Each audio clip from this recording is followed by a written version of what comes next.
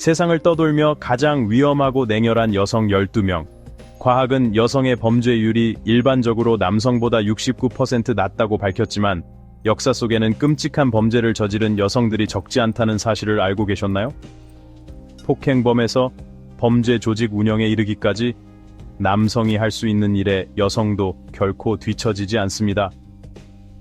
부드럽고 매력적인 외모 뒤에 감춰진 이 여성들은 세상에 두려움을 안기는 끔찍한 세력이 되었습니다. 그렇다면 이들을 가장 위험하게 만든 것은 무엇일까요? 오늘 영상에서는 수십 년간 두려움을 퍼뜨린 잔혹하고 무서운 여성 12명을 살펴보겠습니다. 이제 주목해주세요. 다섯 번째는 당신의 머리를 고추 세우게 할 것입니다. 공기 다그마르 오버비는 세계에서 가장 위험한 여성 범죄자 중 한 명이다. 덴마크 출신의 다그마르는 덴마크 에센드룹의 작은 마을에서 어린이 돌보미로 생계를 유지했다. 1912년 그녀는 첫 딸을 환영했다.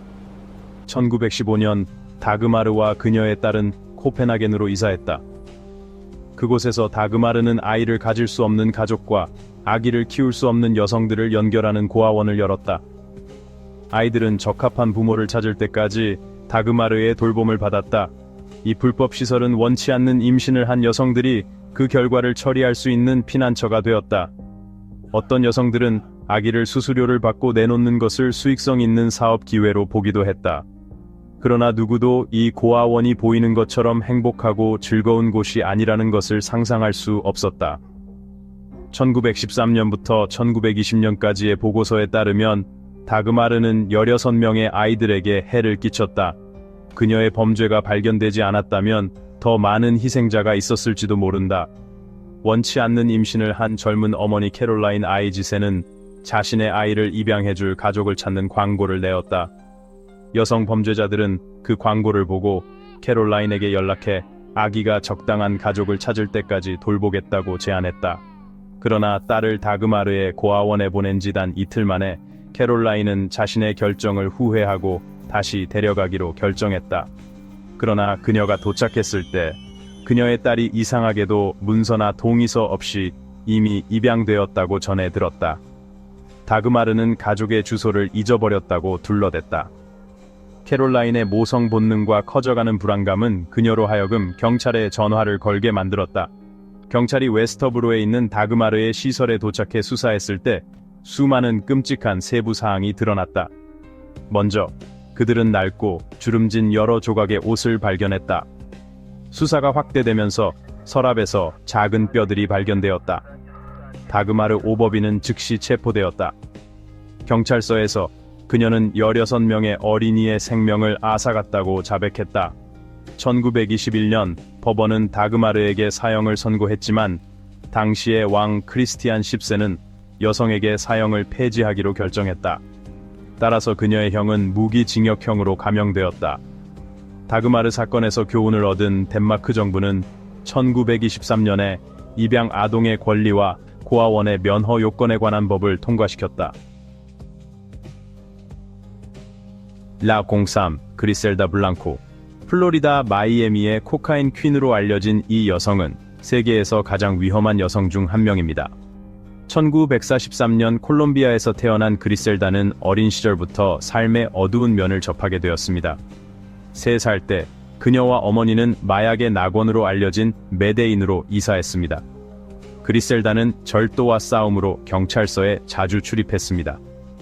열대 시절에는 카를로스 트루히오라는 범죄자와 결혼하여 3 아들을 낳았습니다. 남편은 나중에 병으로 사망했지만 그리셀다가 그와의 결혼 생활 도중 유명한 메데인 갱과 관계를 맺고 있었기 때문에 그녀가 그의 죽음에 연관되어 있다는 의혹이 있었습니다. 1970년대 중반 그리셀다는 알베르토 브라보와 결혼한 후 그와 함께 뉴욕으로 이사하여 미국에서 가장 큰 마약 밀매 네트워크 중 하나를 설립하며 하루에 약 800만 달러를 벌었습니다. 그리셀다는 미국에서 여러 저명한 범죄 조직 인물들과 연결되었습니다. 마약 거래에서의 성공은 다른 갱들과의 치열한 갈등으로 이어졌습니다.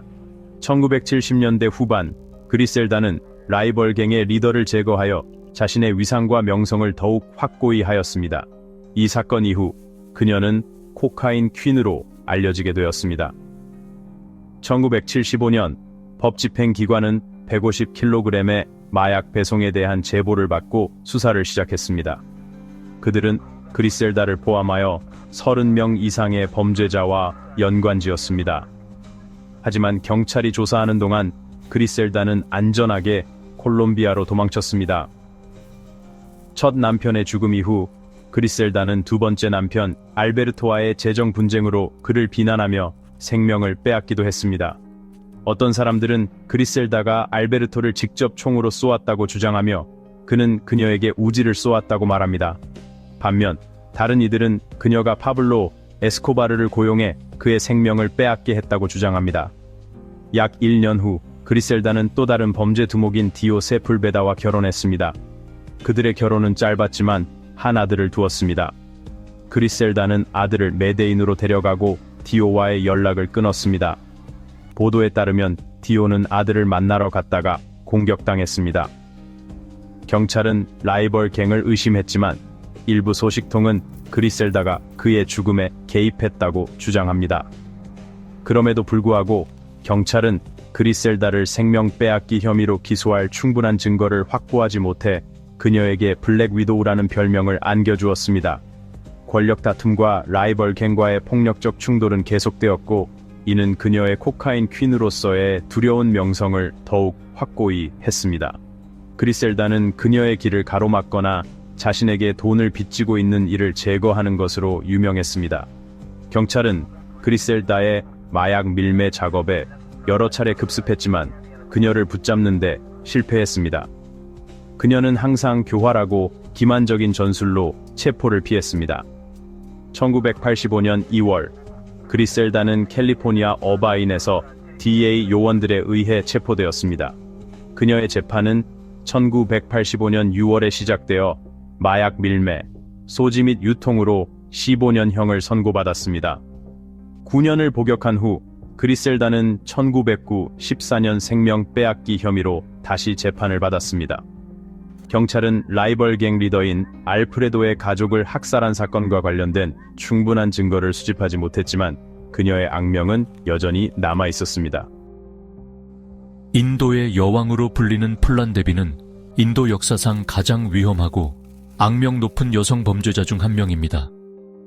그녀는 특히 베마이 학살로 악명 높았으며 폭행과 방화로 악명을 떨쳤습니다. 플란데비의 이야기는 비극과 무자비한 복수가 뒤섞여 세상을 충격에 빠뜨렸습니다.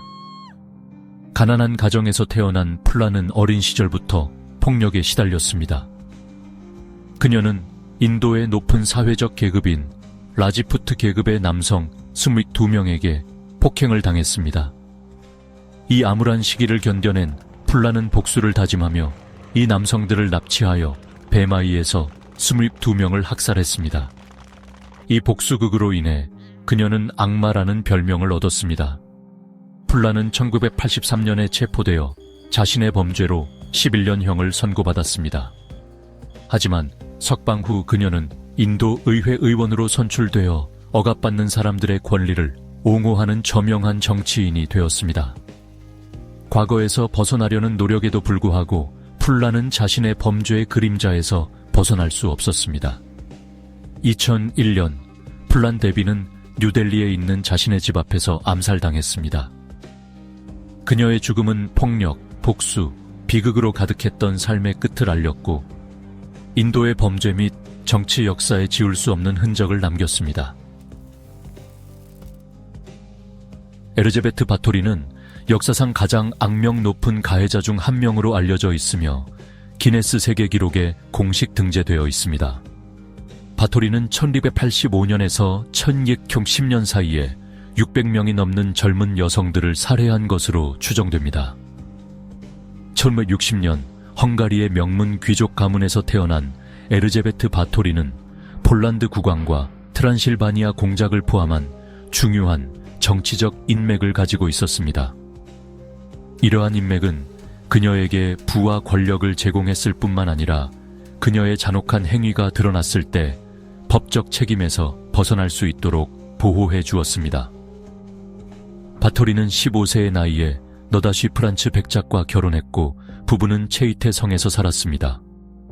유명한 전사였던 그녀의 남편은 자주 자리를 비웠고 바토리는 광활한 영지와 수많은 하인들을 관리해야 했습니다. 하지만 철문비공 4년 남편이 죽은 후 바토리는 폭력의 악몽에 빠져들었습니다. 대부분 하인이나 농민의 딸인 많은 젊은 여성들이 그녀의 성에서 일하러 온 후 의문스럽게 사라지면서 그녀의 잔혹함에 대한 소문이 퍼졌습니다. 청미콩 9년, 바토리의 잔혹 행위를 더 이상 숨길 수 없게 되자 헝가리의 마티아스 2세 국왕은 투르조 백작에게 그녀에 대한 혐의를 조사하라고 명령했습니다. 이 조사를 통해 하인, 농민, 하급 귀족 등 300명이 넘는 증인들의 증언을 통해 바토리의 끔찍한 행각이 자세히 밝혀졌습니다. 압도적인 증거에도 불구하고 바토리는 가문의 막강한 영향력 덕분에 공식 재판을 받지 않았습니다. 대신 1610년 12월 그녀는 자신의 성에 있는 개인 공간에 감금되었고 창문과 문은 봉쇄되었습니다. 바토리는 1614년 사망할 때까지 남은 세월을 고립 속에서 보냈습니다. 스테이시 캐스터는 1967년 7월 24일 뉴욕주 클레이에서 태어났습니다. 17살 때 스테이시는 마이클 월러스를 만났고 첫눈에 그가 운명적인 사랑이라고 믿었습니다. 그들은 1985년 만난 지 불과 몇 달 만에 결혼하여 첫째 딸 애슐리를 낳았습니다. 1991년에는 둘째 딸 브리까지 얻으며 행복한 가정을 꾸려나갔습니다.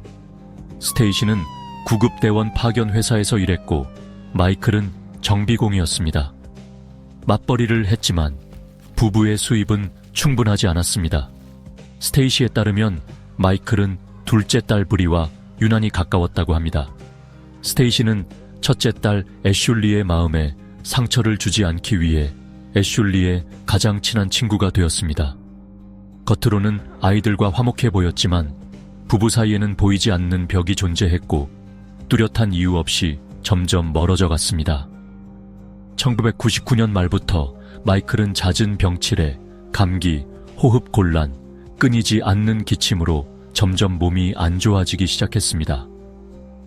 가족들은 마이클의 건강을 걱정하며 병원에 가보라고 조언했습니다. 하지만 마이클은 예약된 진료를 받기 불과 일주일 전인 2000년 초에 사망했습니다. 스테이시는 가족들에게 의사가 마이클이 심장마비로 사망했다고 결론 내렸다고 전했습니다. 하지만 마이클의 여동생은 이를 믿지 않았고 오빠는 건강하고 균형 잡힌 생활을 했기 때문에 심장마비에 걸릴 이유가 없다고 주장했습니다. 그녀는 부검 보고서를 요청했지만 스테이시는 이를 거부했습니다. 첫 남편이 사망한 지 3년 후 스테이시는 데이비드 캐스터라는 남자와 재혼했습니다. 2005년 어느 날 오후 스테이시는 경찰에 신고하여 남편과 다툰 후 남편이 침실에 갇혔고 전화도 받지 않는다고 말했습니다. 경찰이 출동해 캐스터의 침실 문을 강제로 열었을 때 데이비드는 침대에 쓰러져 의식을 잃은 채 여러 개의 액체가 든 유리잔에 둘러싸여 있었습니다. 부검 결과 이 액체 중 하나가 부동액으로 밝혀졌습니다. 스테이시는 남편이 우울증을 앓고 있었다고 주장했고 이에 따라 당국은 처음에는 자살로 분류했습니다. 하지만 수사 과정에서 경찰은 현장에서 스테이시의 지문을 발견하고 그녀를 유력한 용의자로 지목했습니다. 스테이시가 데이비드에게 약을 먹여 독살한 후 경찰에 신고하기 전에 현장을 조작한 것으로 의심되었습니다. 당국은 캐스터의 집에 도청 장치와 카메라를 설치했습니다. 감시하는 동안 스테이시는 슬픔과 죄책감에도 불구하고 두 전 남편의 묘지를 한 번도 찾지 않았습니다. 이에 경찰은 추가 조사를 위해 마이클의 무덤을 발굴했습니다. 그들은 마이클의 여동생의 초기 의심이 맞았다는 사실에 충격을 받았습니다. 마이클은 심장마비나 뇌졸중으로 사망한 것이 아니라 독살당한 것이었습니다. 스테이시를 기소할 증거를 수집하던 중 당국은 캐스터의 첫째 딸 애슐리가 자살을 시도했다는 신고를 받았습니다. 그녀는 침대에서 의식을 잃은 채 발견되었고 컴퓨터에는 타이핑된 유서가 있었습니다. 애슐리는 많은 양의 진통제를 복용했고 제때 발견되지 않았다면 목숨을 잃었을 것입니다. 애슐리가 병원 치료를 받는 동안 당국은 그녀를 계속 감시했고 스테이시가 그녀에게 접근하지 못하도록 했습니다. 이시카와 미유키. 이 여성은 일본의 전문 조산사로 알려져 있습니다. 하지만 악명 높은 연쇄, 살인범으로도 알려져 있습니다. 미유키는 1987년 일본 구니토미에서 태어났습니다. 그녀의 삶에 대해 알려진 바는 거의 없지만 도쿄 대학교를 졸업하고 이시카와 다케시와 결혼했지만 아이는 없었습니다. 미유키는 코토부키 병원의 원장이었으며 도쿄에서 숙련된 조산사로 명성이 높았습니다. 1940년대 2차 세계대전 이후 일본은 경제 위기와 인구 폭발에 직면했고 미유키가 매일 일하던 코토부키 병원은 많은 출산을 감당해야 했고 그 결과 병원은 과밀 상태가 되었습니다. 코토부키 병원에서 아이를 낳는 여성들은 대부분 가난한 노동 계급 출신이었습니다. 게다가 낙태는 불법이었기 때문에 교육이나 사회복지 혜택을 받지 못하고 빈곤 속에서 살아야 했습니다. 일본이 처한 어려운 상황과 노동 계급의 고통을 이해한 미유키는 그들을 구하기로 결심했습니다. 그녀는 아기들을 굶겨 죽이고 시신을 유기했습니다. 정확한 숫자는 확인할 수 없지만 최소 103명의 유아가 희생된 것으로 확인되었습니다. 부모들이 부담을 덜어달라고 요청했을 때 미유키는 상당한 금액의 돈을 요구했는데 이는 아이를 성인이 될 때까지 키우는 비용에 비하면 미미한 수준이었습니다. 미유키는 모든 병원 직원을 자신의 계획에 끌어들이려고 시도했지만 남편인 다케시와 부패한 의사인 나카야마 시로만이 그녀의 범죄에 동의했습니다. 1944년 4월부터 1948년 1월까지 3명의 범죄자들은 신생아들을 유기하여 부를 축적했습니다. 만약 1948년 1월 12일 도쿄 경찰이 신주쿠에서 5구의 시신을 발견하지 못했다면 그녀의 범죄는 영원히 묻혔을지도 모릅니다. 부검 결과 5명의 희생자는 매우 미심쩍은 상황에서 사망한 것으로 밝혀졌습니다. 1948년 1월 15일 미유키와 그녀의 남편은 체포되어 신문을 받았습니다. 경찰은 미유키의 정원에서 40개가 넘는 두개골을 발견했고 사찰에서 30개의 무덤과 도시 곳곳에서 수많은 유골을 발견했으며 경찰은 정확한 희생자 수를 파악할 수 없었습니다. 도쿄 군사법정에서 미유키는 사망에 이르게 한 업무상 과실치사 혐의로 유죄 판결을 받고 징역 8년을 선고받았고 다케시와 시로는 각각 징역 4년을 선고받았습니다. 이시카와 부부는 억울하다며 자신들은 인구 폭발 문제를 해결하는 데 도움을 주었을 뿐이며 임신부 가족들의 간청을 끊임없이 받았다고 주장했습니다. 1952년 미유키의 형량은 4년으로 줄었고 다케시와 시로의 형량도 2년으로 줄었습니다. 이 판결은 일본 국민들 사이에서 큰 논란과 분노를 불러일으켰습니다. 아피야 시디키 38살의 신경과학자로서 2008년 7월 아프간 경찰에 의해 체포되었고 그때 그녀는 뉴욕의 랜드마크인 자유의 여신상, 엠파이어 스테이트 빌딩, 브루클린 다리 등을 겨냥한 치명적인 공격에 대한 문서와 화학 용기를 소지하고 있었다. 아프가니스탄에서 미국 관리들에 의해 신문을 받는 동안 시디키는 소총을 잡고 발포하며 미국인의 목숨을 빼앗아라고 외쳤다. 총격전 중에 그녀는 부상을 입었으나 회복되어 미국으로 옮겨져 재판을 받았다. 뉴욕의 검찰 측은 시디키를 테러 조직 알케다의 지지자로 지목하며 무기징역을 권고했다.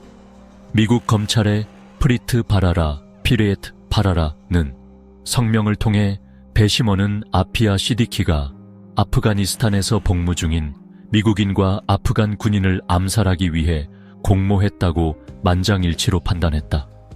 이제 그녀는 자신의 폭력적인 행동에 대한 대가를 치러야 한다고 밝혔다. 시디키는 테러 혐의로 유죄 판결을 받지 않았지만 미국 정부는 그녀를 극단주의자로 간주했다. 시디키는 미국 브랜다이스 대학교와 매사추세츠 공과대학에서 공부한 바 있다.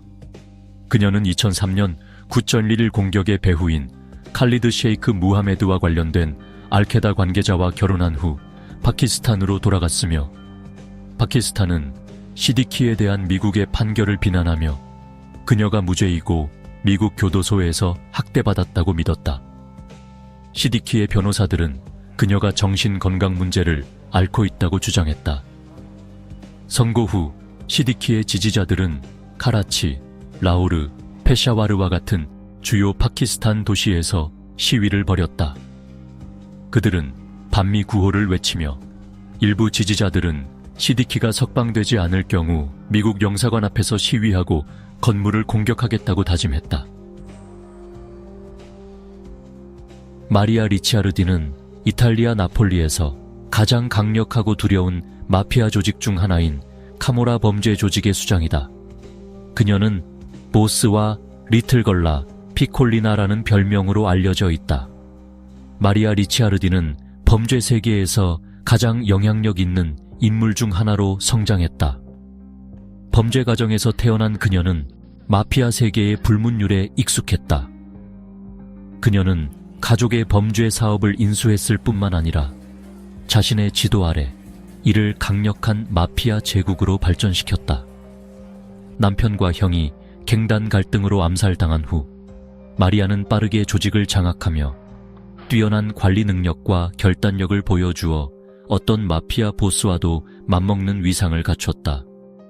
마리아 리치아르디가 관리했던 카모라는 이탈리아에서 가장 오래되고 복잡한 범죄 조직 중 하나로 마약 밀매, 자금 세탁, 강탈로 악명 높다.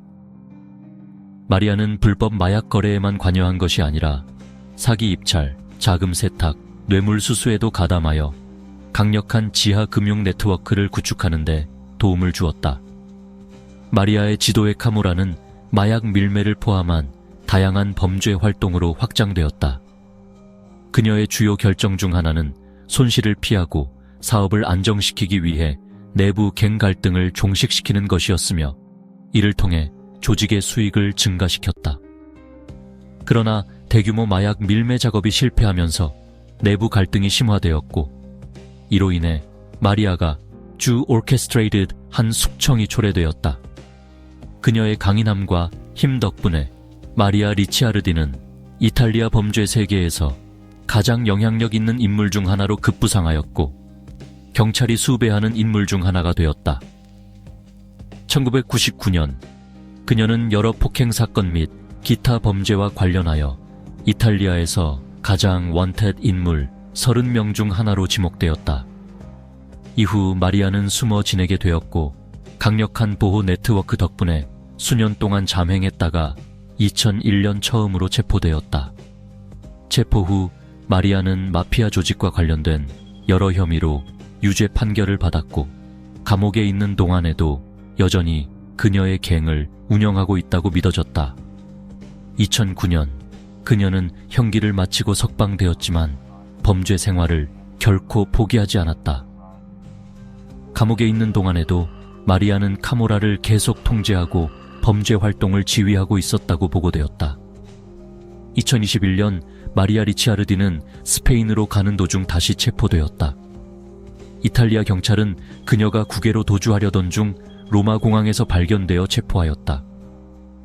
두 번째 체포는 마리아 리치아르디가 나이가 많음에도 불구하고 이탈리아 범죄 세계에서 여전히 위험하고 영향력 있는 인물 중 하나임을 확인시켜 주었다. 일레인 우르노스는 미국 역사상 가장 악명 높은 여성 연쇄 범죄자 중 한 명으로 1989년부터 1990년까지 플로리다에서 7명의 남성을 목숨을 앗아갔다. 그녀는 어린 시절부터 매춘으로 생계를 이어왔고 우르노스의 삶은 항상 범죄와 적대감으로 얽혀 있었다. 우르노스의 범죄 생활은 호텔 직원인 티리아 무어와의 동성 연애를 시작하면서 더 어두운 방향으로 바뀌었다. 두 여성은 빠르게 범죄의 세계에 깊숙이 빠져들었다.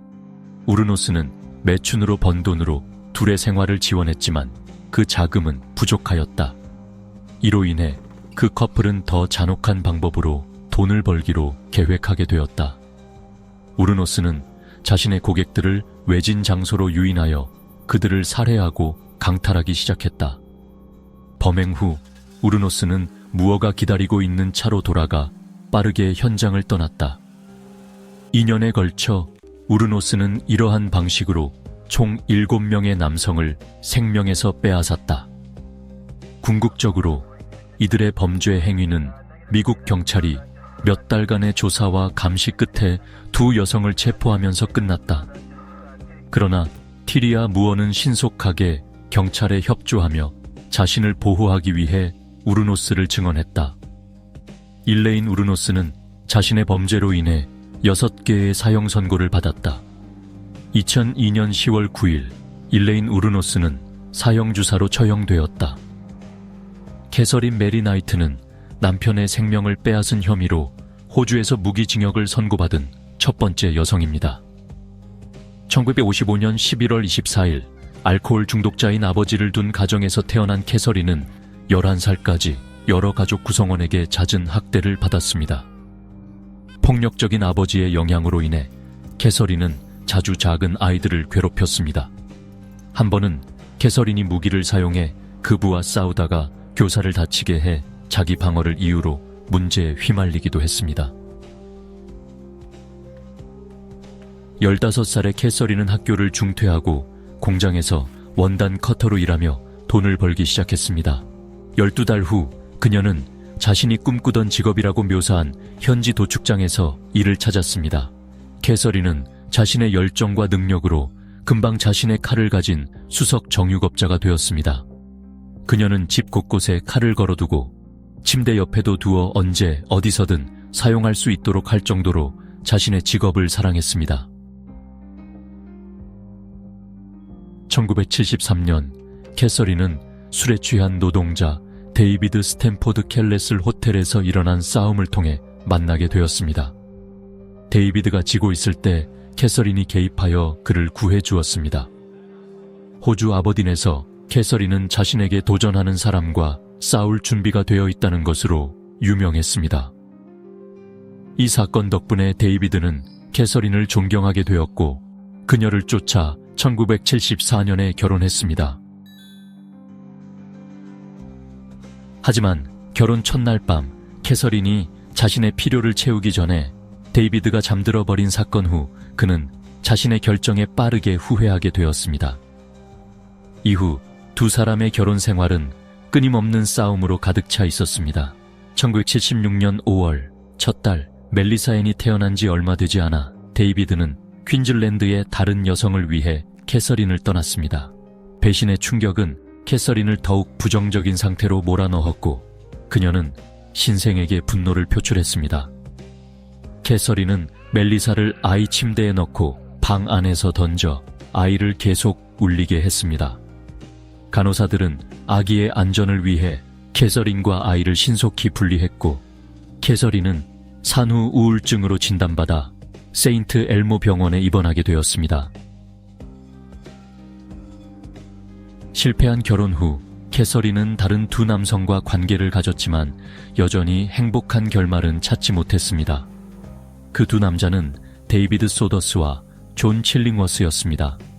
마지막 관계는 그녀의 희생자가 된 존 프라이스와의 것이었습니다.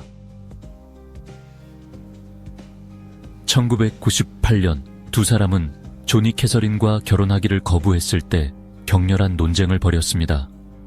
캐서린의 행동에 답답함을 느낀 존은 2000년 2월 29일 스콘 치안판사 법원에 캐서린을 자신의 집과 자녀들로부터 멀리하는 보호명령을 신청했습니다. 하지만 법원이 판결을 내리기 전에 사건이 발생했습니다. 어느 날 아침 존의 동료들이 그가 출근하지 않는 것을 알게 되어 그의 집을 확인하러 갔습니다. 오랜 시간 동안 아무도 문을 열지 않자 그들은 경찰에 신고했습니다. 경찰이 집에 들어갔을 때 존의 시신이 발견되었고 그는 생명을 잃은 상태였습니다. 법의학 보고서에 따르면 조는 37군데 칼에 찔렸으며 주로 등 부위에 집중되어 있어 방심한 채 뒤에서 공격당한 것으로 나타났습니다. 2001년 11월 15일 캐서린은 폭행 혐의로 무기징역을 선고받았습니다. 이 12가지 이야기 중에서 누가 가장